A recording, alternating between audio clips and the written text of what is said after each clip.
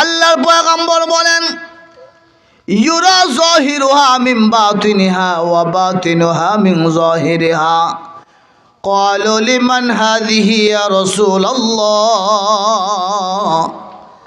আল্লাহর নবী বলেন, এমন কিছু জান্নাত আমি দেখতে পাইলাম, বাহির থেকে ভিতরের দৃশ্য দেখা যায়, ভিতর থেকে বাহিরের দৃশ্যটাও দেখা যায়।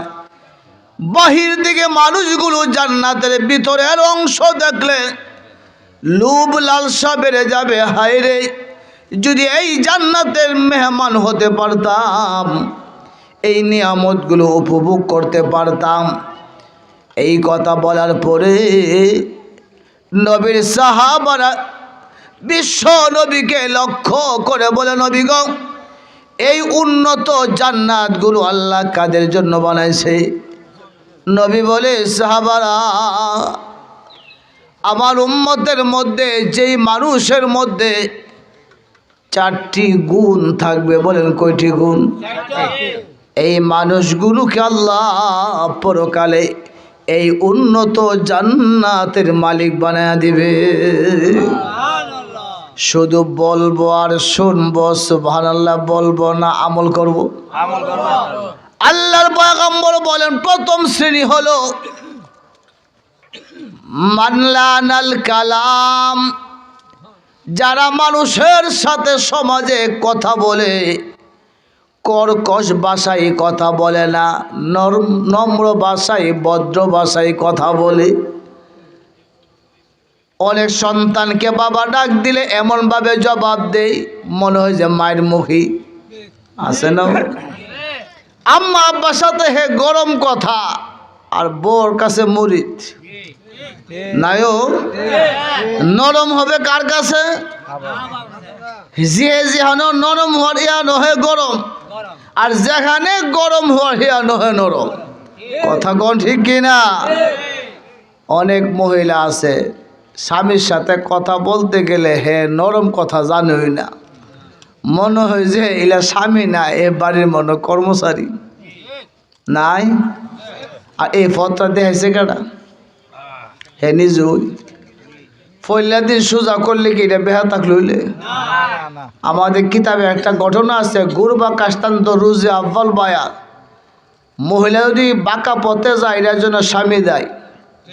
কোন কে দেয়? কারণ তুই প্রথম দিন সোজা করল না, কেরকম বাঁকা করছো, ওটা সোজা হইতো না। সোজা করতে পয়লা দিন ওই লেখছে ঘটনা, এক ঘরে 2 বেড়া বিয়ে করছে, এখন 2জন কিতা বাইরা না? কেউ বাইরা না?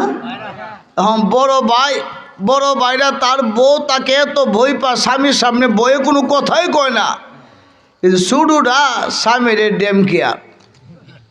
একবার দুজনে যার যার বিবি নিয়ে শ্বশুর বাড়িতে বেড়াতে আসছে। আয়সা 2 বোন তো গেছে আমদর মহলে মার সাথে কথা বলতেছে, আর 2 ভাইরা সামনের রুমও। এখন হঠাৎ করে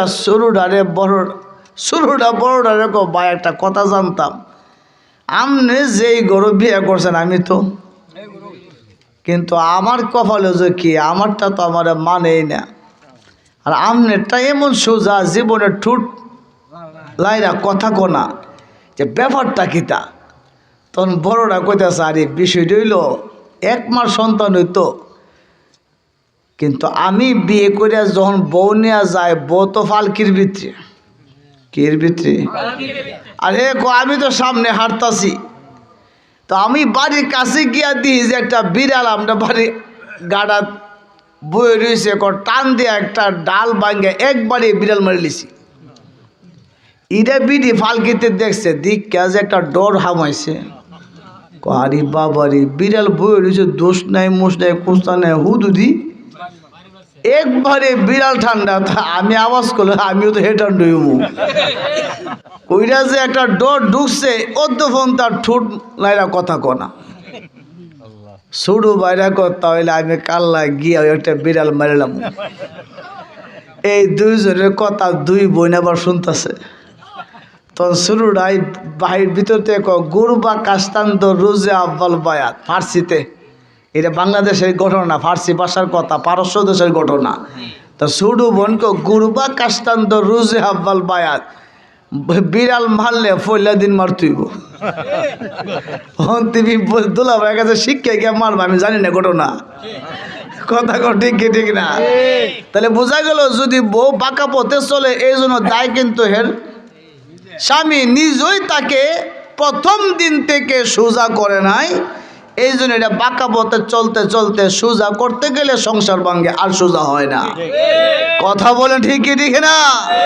এই জন্য যুবক ভাইরা তোমার বিবিকে প্রথম দিনে আইন না একটা হাতাতে এতগুলো উপদেশ লেখা বলবা যে আমার আব্বা কিন্তু একটু গরম, আমার আম্মা কিন্তু আরও গরম, এদের সাথে কোনো কথা উত্তর দিবা না।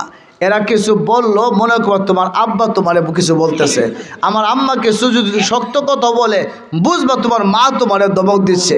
এটা তোমার মঙ্গলের জন্য তুমি ঠুটলার এখন উত্তর দিও না, বরং ধৈর্য ধরবা, আমার আব্বা আব্বার জন্য দোয়া করবা, দেখবা একদিন তাদের দোয়ায় আল্লাহ তোমার অনেক সুখী করব। এই ওয়াজ দি ফল্লা দিন একটা হাত আলো লেখা বোঝালে বিড়ি বুঝতো না ও, হ্যাঁ? তা আমি তো তারা বাঁকা পথে নিয়েছে, এখন সুযোগ চেষ্টা করলে কাম হইব কেমনে? কথা কন ঠিক। আল্লাহর পয়গম্বর বলেন ওই উন্নত জান্নাতের মেহমান কারা হবে? নবী বলে 4টি গুণ যাদের মধ্যে থাকবে তারা সে জান্নাতের মালিক হবে। প্রথম গুণটি কি? রসুল বলে মাল্লানাল কালাম, যারা নম্র ভাষায় ভদ্র ভাষায় কথা বলে, মানুষকে কথার দ্বারা কোনো আঘাত দেয় না।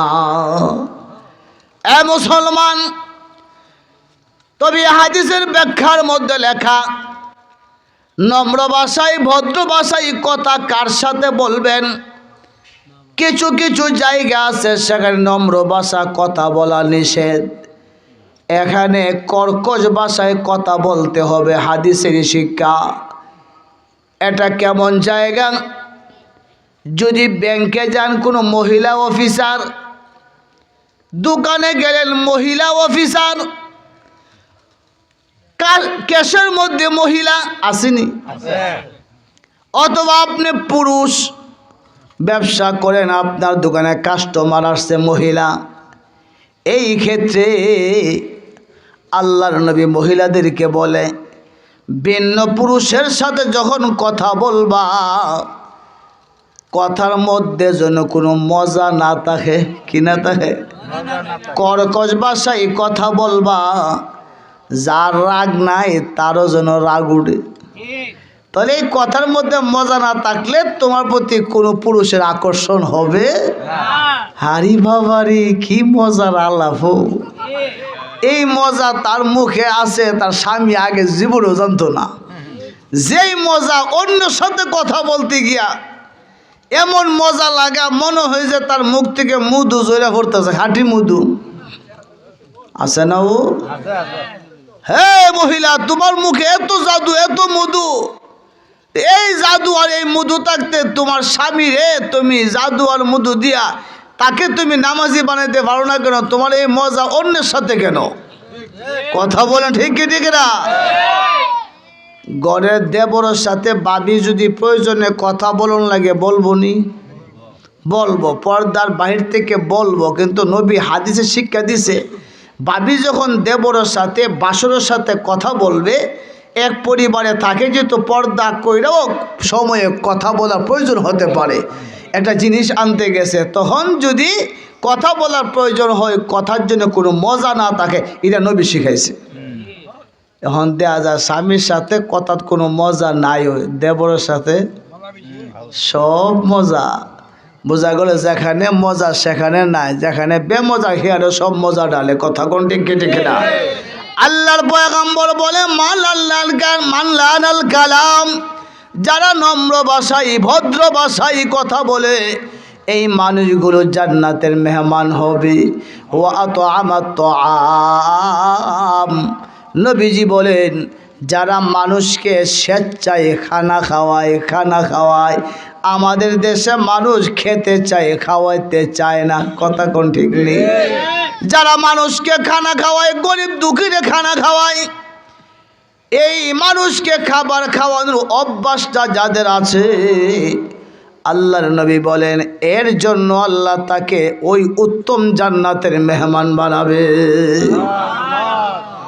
যে কোনো মেহমানকে খাবার খাওয়ান, যে কোনো মুসলমানকে পাইছেন খাবার খাওয়ান, এমনকি একটা হিন্দু বৌদ্ধ যদি অনাহারে থাকে তাকেও খাবার খাওয়ালে আল্লাহ জান্নাত দিব। হিন্দু বৌদ্ধ আর পরে খাওয়াবো, নিজের আপন বোনটি খাওয়া না। কথা কোন আছে রে? বোন বেড়াতে আসলে তার চেহারা কালো, হয়তো আপনাদের গ্রামে এমন নাই। আর যদি বোন অংশ নিয়ে যা, এখন বাংলা ওয়াজটা করতেছে কি নিয়ে যা, অংশ নিলে তো মনে হয় যে বাবার বাড়ির আউনটা বোনের জন্য অপরাধ। আবার সোজা বলে যদি অংশ নো তো সাফ করে লয়ে যাও, আর বাপের বাড়ির নাম লইও না। কেউ হে বেড়া যেই বাপের ঘরে জন্ম নিয়েছে, বোন কি বৃষ্টির পানির সাথে পড়ছে না? এই বাপের ঘরে জন্ম, তাহলে এ যদি বাবার বাড়ি বা বোন পাইবে না কেন? এই যদি বাবার জমিনের বাদ পা বোন পাবে না কেন? এ পাইব 16 আনা আর বোন চাইলে বলে অপরাধ। নাই নাই নাই না, কোনো অবস্থাতেই এটা হবে না। জুলুম তো জুলুমই, ময়দানে মাহশারে এই জুলুমের বিচার দিতে হবে এবং জালেম হয়ে আল্লাহর কাঠগড়ে আসামি হয়ে দাঁড়াতে হবে। হিসাব লাগান, বোনদের হক যারা নষ্ট করছেন, এমন নষ্ট করছেন দেওয়ার মতো আমরা তৌফিক নাই। যান সোজা বোনের বাড়ি গিয়ে বোনের ফাওদের মাফসান যে বোন এখন ওয়াজ শুনে বুঝছি দেওয়ার দরকার, কিন্তু বোনটি আমি খাইলেছি দেওয়ার মতো আমার তৌফিক নাই। এখন মাফ করলে করো, না করলে তোমার বাদ আমার কামলা রাখো। বোন কামলা রাখবো? মাফ না করে বিদায় করবো? আমনে যুদ্ধর কানছে এসছে বেশি, আমনে বইনে কানবো। কথা কোন ঠিক কিনা? তবু এই শরম রাখা কপালে আলী কিনে কবরে যায় না। বন্দার হক মাইরা কবরে গেছেন, হজ করলে কিলা বইব, মুফতি মুহাদ্দিস হলে কি হবে? বোনের হক নষ্ট করে কবরে গেলে এই জন্য আপনাকে জালিম হিসেবে আল্লাহ কাঠ করে দাঁড়াতে হবে। কষ্ট পাইলেছে মনে হয়। আহা, আজকে বোনরা বেড়াতে আসছে, দেখা যায় বাইরে যে মনে হয় সব হেলা তো হেলে ভিজদুর থেকে, বোঝেন না মনে হয়। এমন এক কায়দার আলাপ করবো, আপনার যে রাগ নাই আপনি মিজাজ 120 করে ছাড়বো, বোঝেন নাই মনে হয়। আপনি আনছেন মুরগি, পাকশাক করছে, বোন কিন্তু দুইটা ঠুট তুললে কিচ্ছু কথা বলছে না, বোন খাইছে আর বাইরের জন্য দোয়া করতেছে, আল্লাহ আমার বাইরের বাসার হোক। ভাই এখনও এই বুড়াকালে আমরা এত জয় যত্ন করে বিডি বালা কথা হিডাই গিয়া কি আনছো তুমি? তোমার বোন কয়ে 5 জন আইলাম, একটা মুরগি আনছে, বাইকে আমরা বেইজ্জতি করতেছি নি। তুমি আনছো পোলট্রি, বোন কো দেশি মুরগি আনতা। তুমি আনছো ফাঙ্কাস, বিড়ি বলে ফাঙ্কাস খানা। আসলে বিড়ি কিচ্ছু করছে না, বললাম হুদ লাগাইতেছে। কথা কোন ঠিক না? ওর তা হের মিজাজ 120 করে হেজন এ কথা বলতে বাধ্য। কিচ্ছু আনতাম না, সুটকি বত্তা করো। অর্থাৎ স্বামীরা রাগ তুলবার যত প্রসেস, সব প্রসেসে ট্রেনিং দেওয়ায়। হয়তো এমন ট্রেনিং প্রাপ্ত মহিলা আপনারা গ্রামও নাই আর হি, কিন্তু আমরা তো এমন একটা জায়গা তাই ও বাউন বলে বড় মতো চাই, কত জাতের বিচার যে আমরা চাই। কথা কোন ঠিক না? আল্লাহ আমাদের সকলকে হেফাজত করেন, সকলে বলে আমিন।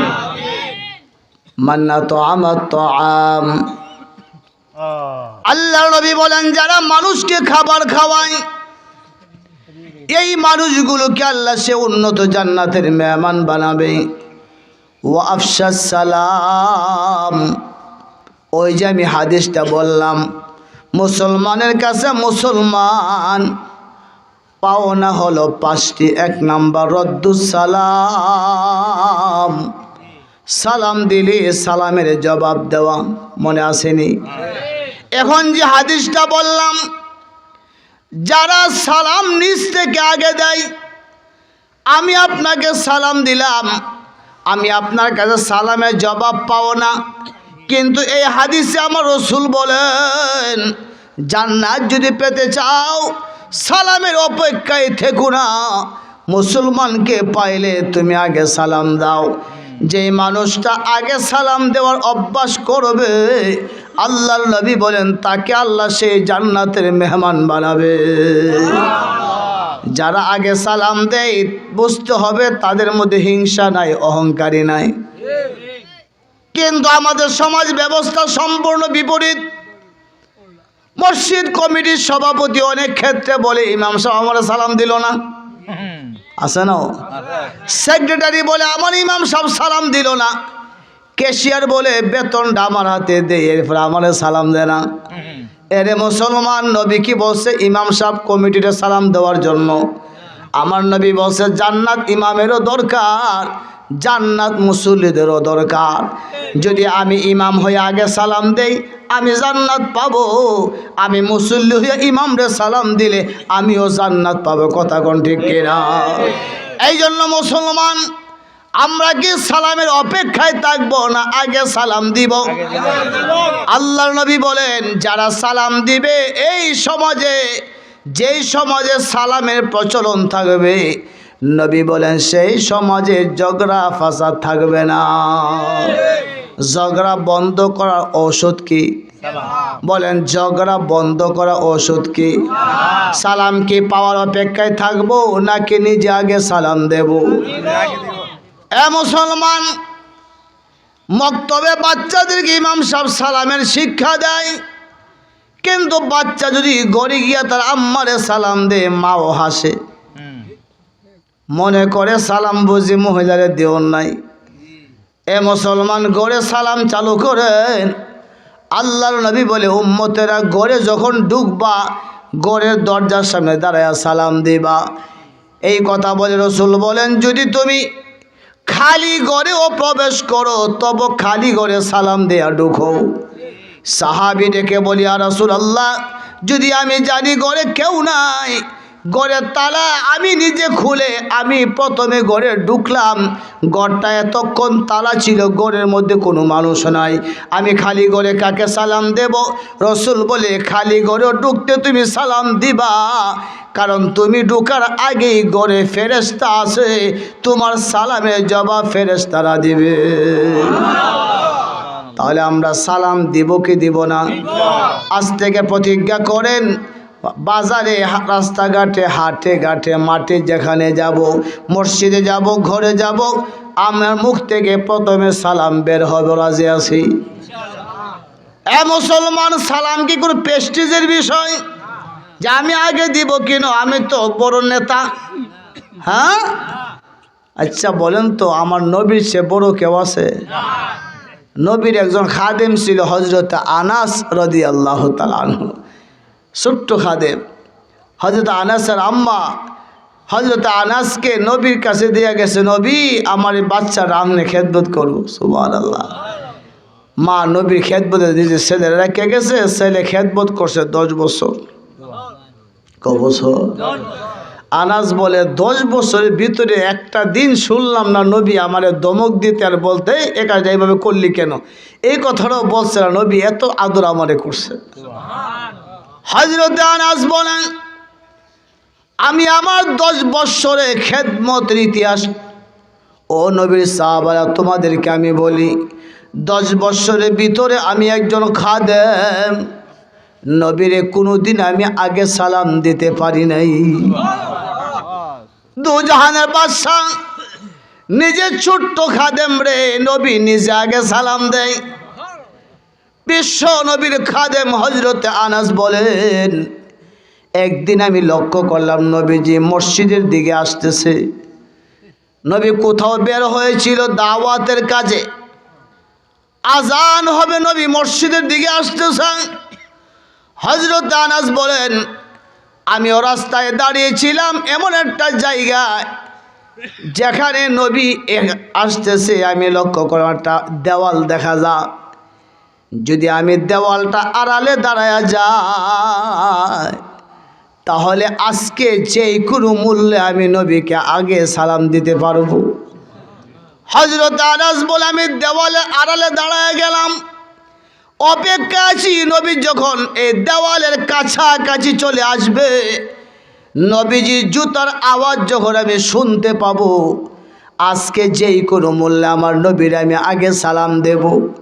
হযরতে আনাস বলে আমি আড়ালে দাঁড়িয়ে রইলাম, সালাম প্রস্তুত করলাম, মুখে সালাম রেডি, নবী আসলে আমি সালামটা দিয়ে দেব। হযরতে আনাস বলে সালাম নিয়ে দাঁড়িয়ে আছি, আওয়াজ আমি শুনতে পাইলাম, সালামটা দেব, আমার মুখ থেকে সালাম বের হওয়ার আগে আমি শুনতে পাইলাম নবীর নুরানি জবান দ্বারা আমি আনাসকে নবী আগে সালাম দিয়ে দিছে। হযরত আনাস বলে সেদিন চেষ্টা করে যখন পারলাম না, বুঝতে পারলাম কোনোদিন মনে হয় নবীর আগে সালাম দেওয়া আমার পক্ষে সম্ভব হবে না। আজকে আমরা সালাম নেও ফেস্টিজ বিচারি, চাচা আয়া বাড়ির বিচার দে, চাচা বাড়ি দেয় বিচার দে, কেমন বাতি যে আমার সালাম দে না। চাচা নবীতে বড় হয়ে গেছে কত, জি কেউ নবীর চেয়ে বড় আমরা চাচালি? তাহলে নবী যদি নিজের খাদেম রে সাখর রে নিজে আগে সালাম দে, আমরা কিসের প্রেস্টিজ, কিসের চাচার দাদার বাপদরের আর কিসের সভাপতি সেক্রেটারি বাপদের সালাম পাওয়ার অপেক্ষা থাকে? সালাম কি নিবেন না দিবেন? কেউ নেওয়ার চেষ্টা করবে না দেওয়ার চেষ্টা করবে? আল্লাহ তৌফিক দান করে সকলে বলে আমিন। দিলে তো আপনার লাভ, আপনার জন্য জান্নাত অপেক্ষা আছে। মান আফশা সালাম, যারা নিজে সালাম প্রচলন করে তাদের জন্য জান্নাত। 4 নম্বরে গুণ পয়গম্বর বলেন ওয়াসাল্লাস সালাতা ওয়ান নাসু নিয়াম, নবীজি বলেন ওই উন্নত জান্নাতের মেহমান হবে কারা? 4 নম্বর গুণটা যাদের মধ্যে আছে, ওই গুণটি কি? আল্লাহর নবী বলেন যারা এমন সময় নামাজের মুসাল্লায় দাঁড়াইয়া দাঁড়াইয়া রবরে একা একা সাজদা করে, যেই সময়টা পৃথিবীর মানুষ ঘুমের ঘরে থাকে। জোহরের টাইম না তাহাজ্জুদ? জোহরের টাইম না তাহাজ্জুদ? বোঝা গেল ফরজ নামাজ দিয়া সাধারণ জান্নাত পাওয়া যায়, কিন্তু তাহাজ্জুদ দ্বারা আল্লাহ পুরস্কারে জান্নাত আমরা দান করব। পুরস্কার পাইতে হলে কিছু অতিরিক্ত কাজ করা লাগে। কথা কোন? ও মুসলমান, আপনার চাচা বুড়া হয়ে গেছে, চাচার ছেলেরা থাকলো চাচার খবর নেয় না, ও তোমার ছেলে নাই, আপনি ভাতিজা, কিন্তু আপনি শহর থেকে আসছেন গ্রামে, আপনি সপ্তাহে একদিন আসেন, আয়সা চাচারে গিয়া দেখেন, চাচার মাথার মধ্যে হাতটা বোলান, চাচার ফিটটা দেখেন, চাচা কি খাইছেন খবরটা নেন। এরপরে যদি আপনি প্রত্যেক সপ্তাহ আয়সা যদি 1000 টাকাটা কালার নোট আপনি চাচার হাতও দিয়ে এখন চাচা জিটা মনে চা খায়েন, আর কিছু মন চাইনি কোয়েন আমি আপনি আইনা দিব, আপনি টাউনতে আওয়ার সময় চাচার লাগা ফনসের মিষ্টি আনেন, রসমলাই আনেন, চাচা যে ফলটা পছন্দ করে আনেন ফলটা খাওয়ান, আবার চাচা যেন নিয়মিত দলে 1 পোয়া দুধ খাইতে পারে, আপনি 1000 টাকা চাচারে দিয়ে গেছেন, 500 টাকা দিয়ে গেছেন, চাচা খুশি না বেজার? কেউ খুশি না বেজার? এই চাচা কি টাকাটা পাও না? বোঝা গেল হাদিয়া দিলে খুশিও বেশি। কোন হাদিয়া দিলে? হাদিয়া দিয়েছেন 500, খুশি হয়েছে মনে 5 লাখ টাকা, আপনার জন্য কি দোয়াটা করে।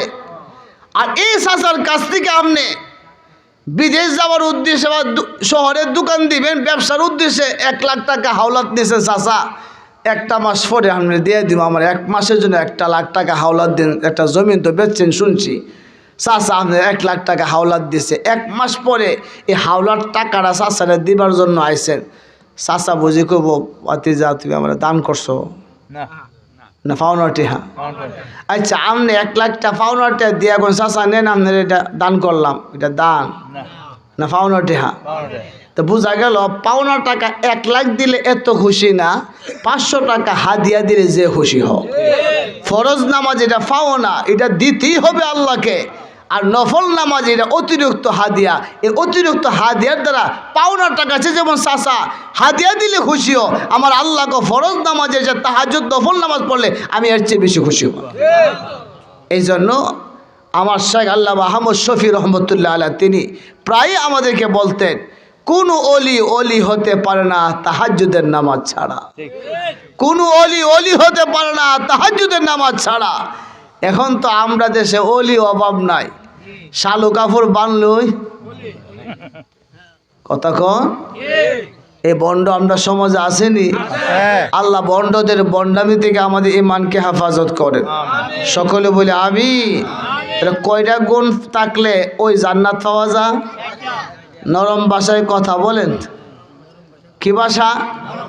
এখন থেকে ভাষা কি নরম হবে না গরম হইব? হ্যাঁ, আরে বাবা রে, রিক্সাতে নাম্বার ড্রাইভার যদি না চাচা 25 টাকা দিন, নিবি 20 টাকা দে, একটা মারুম সর আছে না? যখন আমরা সর দিবার জন্য মনে চাইব রিক্সা ড্রাইভারে, নবী তুমি ঠিক এই মুহূর্তে মনে করবা যদি তোমার চেয়ে আরো শক্তিশালী এখানে কেউ তাহে, তখন সর উঠবনি, উঠবো। আমনে চেয়ে একটা বড় থাকলে তার উপরে সর উঠবো? তারে পাইছেন দুর্বল সর উঠে থাকা। আমনের চেয়ে সবল লেফার পিনে দিতে তো আমরা নেই বাহাদুরে গেছেন, দেউন্ডার করে দেউন্য হয়েছেন সর দেন নাকি নেতার একটা সর আমরা ওষুধ তুলি রাখে বাড়ি মাটি নিয়ে রাখবো। ও রিক্সার ড্রাইভারে গরিব পাইছেন, অসহায় পাইছেন যে হেরে সর দিলে কোন বেড়া আইব। এই কিছু মানুষ আমরা সমাজে এমন অসৎ চরিত্রে আছে কি নাই? আল্লাহর নবী নরম ভাষায় কথা বলো, গরিব দুঃখী আত্মীয় অনাত্মীয় সবার খানা খাওয়া। নবী সালাম নিজে দেওয়ার প্রচলন করো। নবী বলে শেষ রাতে তাহাজ্জুদ পড়ো। এই 4টা গুণ তুমি অর্জন করে উম্মত, তুমি আল্লাহর তৈরি সে উন্নত জান্নাতে মেহমান হবে।